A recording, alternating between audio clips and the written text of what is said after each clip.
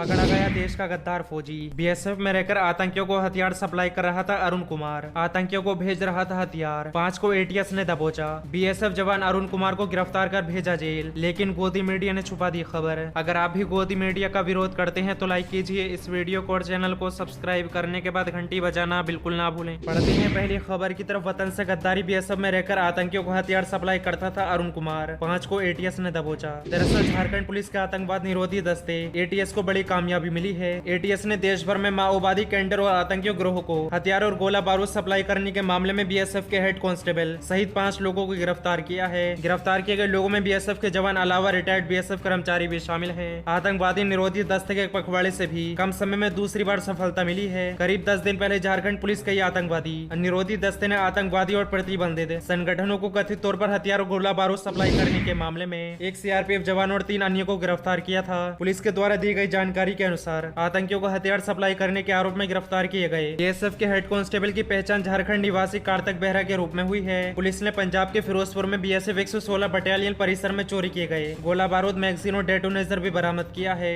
आरोपी बीएसएफ जवान पंजाब के बीएसएफ 116 बटालियन में ही तैनात था। वहीं रिटायर्ड बीएसएफ जवान की पहचान बिहार के रहने वाले अरुण कुमार सिंह के रूप में हुई है। अरुण कुमार सिंह पहले भी 116 बटालियन में ही तैनात था। इसके अलावा एटीएस ने मध्य प्रदेश के रहने वाले कुमार गुरलाल, शिवलाल धवल सिंह चौहान और हिरला गुरमान सिंह को भी हथियार सप्लाई करने के मामले में गिरफ्तार किया है। हथियार सप्लाई करने के आरोपों की गिरफ्तारी को लेकर झारखंड पुलिस के आईजी अमोल वेणुकांत होमकर ने कहा कि हमने सप्लाई चेन अंतर्राज्यीय गिरोह पंजाब, राजस्थान, पश्चिम बंगाल सहित दूसरे राज्यों में हुए अवैध हथियारों के लेन देन का पता लगाने के लिए छापेमारी कर रहे हैं। एक बड़े नेटवर्क का पता चला है कि जो आतंकवादी और प्रतिबंधित संगठनों को इंसास AK-47 और 9M राइफल जैसे हथियार को गोला बारूद की आपूर्ति करता है। वहीं एटीएस के एसपी प्रशांत आनंद ने कहा कि हमने 14 सेमी ऑटोमेटिक पिस्टल भी बरामद की हैं। बरामद किए गए ज्यादातर हथियार देसी हैं, लेकिन अधिकांश गोला बारूद सुरक्षा बलों से चुराए गए हैं। साथ ही उन्होंने कहा कि हम इस मामले में अन्य बीएसएफ जवानों की भूमिका की भी जांच कर रहे हैं। इस दौरान आईजी से ये पूछे जाने पर कि क्या इसमें दूसरे सुरक्षा बलों के जवान भी शामिल हो, तो उन्होंने कहा कि जांच का विषय है। पुलिस सूत्रों ने इस मामले में जानकारी देते हुए कहा कि इस बात की भी जांच की जा रही है कि क्या गोला बारूद चोरी करने के लिए दस्तावेजों में हेराफेरी की गई। सूत्रों ने कहा कि हम एक ऑपरेशन के दौरान हुए राउंड फायरिंग के छूटे दस्तावेजों की तलाश कर रहे हैं। इसके अलावा हथियारों की आपूर्ति बीएसएफ के जोधपुर और जैसलमेर परिसरों से भी हुई है।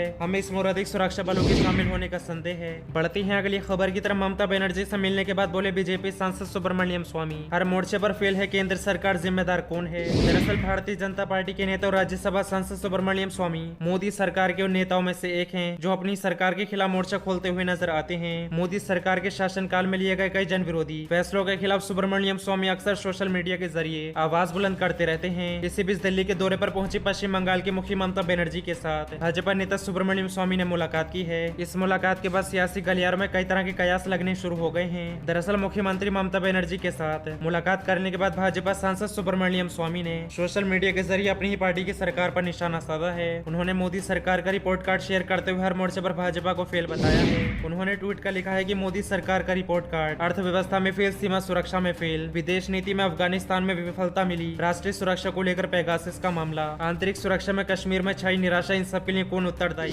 गौरतलब है कि इससे पहले भी भाजपा नेता सुब्रमण्यम स्वामी कई मुद्दों को लेकर मोदी सरकार से सवाल करते नजर आते हैं। माना जा रहा है कि भाजपा नेता सुब्रमण्यम स्वामी मोदी सरकार द्वारा उन्हें कोई बड़ी भूमिका न दिए जाने से नाराज चल रहे हैं। इसी कारण बीते कुछ समय से वे सरकार के फैसलों की खुले तौर पर आलोचना करने से भी बिल्कुल परहेज नहीं कर रहे हैं। मुख्यमंत्री ममता बनर्जी से मुलाकात करने से पहले सुब्रमण्यम स्वामी ने बीते साल भी उनकी जमकर तारीफ की थी। उन्होंने मुख्यमंत्री ममता बनर्जी को सच्चा हिंदू और दुर्गा भक्त बताया था, जबकि भारतीय जनता पार्टी के अन्य नेता ममता बनर्जी के खिलाफ बोलने का कोई मौका नहीं छोड़ते। बढ़ते हैं अगली खबर की तरफ। पीएम मोदी से मुलाकात के बाद बोली ममता बनर्जी, भाजपा को हराना जरूरी है, मैं अखिलेश यादव की मदद को तैयार हूँ। दरअसल पश्चिम बंगाल की मुख्यमंत्री ममता बनर्जी इस साल राज्य में हुए विधानसभा चुनाव जीतने के बाद अपने राजनीतिक दल का विस्तार अन्य राज्यों में भी कर रही हैं, जिसके चलते ममता बनर्जी कई राज्यों के दौरे कर चुकी हैं। अगले साल देश के 5 राज्यों में होने वाले विधानसभा चुनावों से पहले दिल्ली के दौरे पर पहुंची मुख्यमंत्री ममता बनर्जी ने प्रधानमंत्री नरेंद्र मोदी से मुलाकात की। इस मुलाकात के बाद मुख्यमंत्री ममता बनर्जी ने मीडिया से बातचीत के दौरान कहा कि राज्य के मुद्दों को लेकर मैंने पीएम मोदी से मुलाकात की। पश्चिम बंगाल में कई बार तूफान आए हैं, कई बार प्राकृतिक आपदाएं आ चुकी हैं। जब केंद्र सरकार से राज्यों को पैसा नहीं मिलेगा तो राज्य कैसे चल पाएगा। इसके अलावा उन्होंने सीमा सुरक्षा बल के मुद्दे पर बातचीत की है। उन्होंने कहा कि केंद्र और राज्य सरकार के बीच भले ही राजनीतिक मतभेद हों, लेकिन इसका असर राज्य के विकास पर नहीं पड़ना चाहिए। राजनीतिक विरोध अपनी जगह, लेकिन हमें मिलजुल कर राज्य के विकास पर सोचना होगा। इसके साथ ही अगले साल उत्तर प्रदेश में होने जा रहे विधानसभा चुनावों को लेकर मुख्यमंत्री ममता बनर्जी ने कहा कि अखिलेश यादव की मदद करने को हम तैयार हैं। अगर वे हमारी मदद चाहें तो उत्तर प्रदेश में भारतीय जनता पार्टी की हार हो, हम भी यही चाहते हैं। हाल ही में कांग्रेस के कई नेता टीएमसी में शामिल हुए हैं। इस वक्त ममता बनर्जी की पार्टी त्रिपुरा और गोवा में अपनी पार्टी के विस्तार पर सबसे ज्यादा ध्यान दे रही है। इन दोनों राज्यों में फिलहाल भारतीय जनता पार्टी की सरकार है। आपको बता दें कि साल 2024 में होने वाले लोकसभा चुनावों के लिए मुख्यमंत्री ममता बनर्जी को प्रधानमंत्री नरेंद्र मोदी के खिलाफ एक मजबूत पहरे के तौर पर देखा जा रहा है।